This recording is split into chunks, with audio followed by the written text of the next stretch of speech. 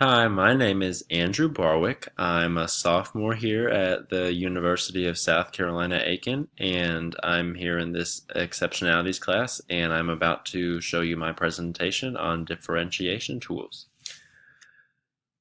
Okay, if we can move. Okay, so for the first one, I chose picture directions. Um, The materials for this include pictures, communication symbols, or other graphics, as well as a computer and paper. Now, basically, what this is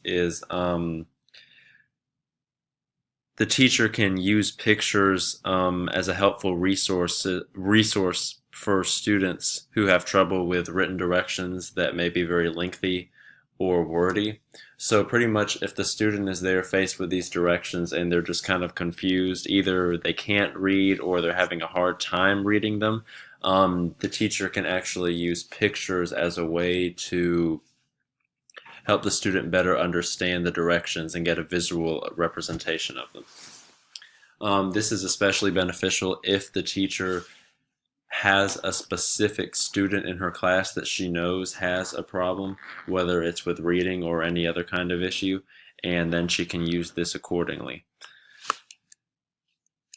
Yeah.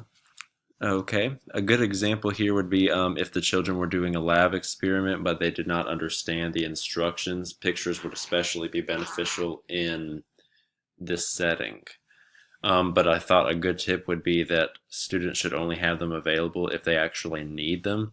I could easily see students taking advantage of this, possibly saying something like, oh, I want pictures, or just because they can't, or they don't want to have to read long sentences, they're just going to be too lazy, and it's not a good thing. Whoa, whoa, whoa, wait a minute. Sorry, I'm having some technical difficulties here. Hold on. Okay. All right. Sorry, my bad. Okay, so of some vendors here, we have the Attainment Company, which is a board maker software, and they also have other materials for creating curriculum adaptations, writing with symbols, and this website here, ABC123 Kindergarten. Woohoo! Okay, so the next tool that I chose were story kits. And these are basically a way to help students plan their writing in advance after they've read a story, or it can be used in any other situation like a particular genre or subject that you're going over in the class. I find it's easiest to apply if for a storybook, and you can use materials like dolls, stuffed toys, figurines, or pretty much anything else that would apply that was in the book that you could use a visual representation for. Um, they can help students just plan out their writing and have a better understanding of what goes on in the book. The teacher can just look over the story and decide what the most important parts of the story are, like what's essential to the plot, and then you could make anything and put it into this little kit that would be a representation like if it was a medieval story, you could have a little fire breathing dragon in there and a knight or something like that.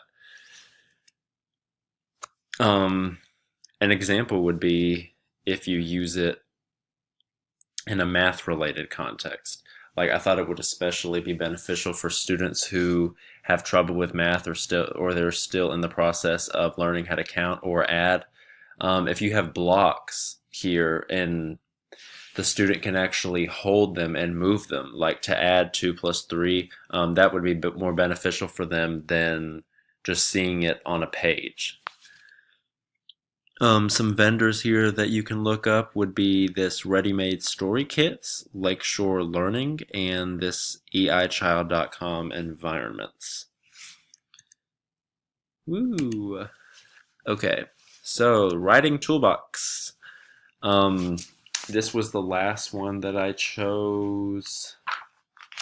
This is a good way to encourage writing fluency among students, and um, it's just a good way to, yeah, encourage them, like I said.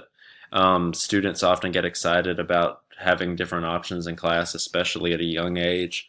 They get excited about different, tools they can use in class, whether they be pencils, markers, crayons, um, colorful objects.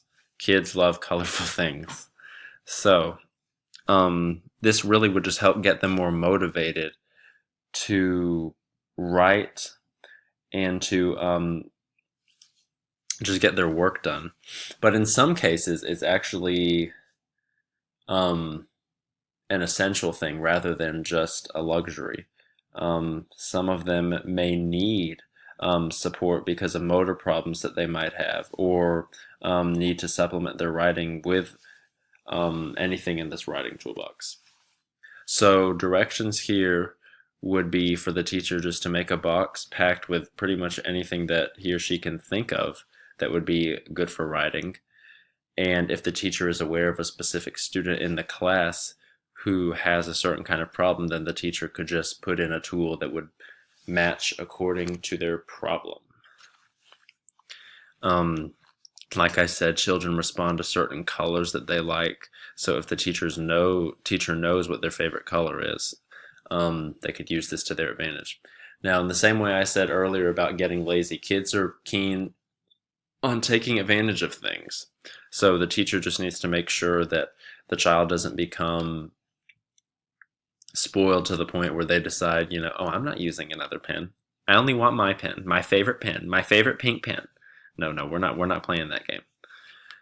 Some vendors here are MrArt.com, spray paint stencils, and the pencil grip. Some of my favorites. And this is my reference page for the textbook and my honor code, as I did all of this work by myself. Thank you very much.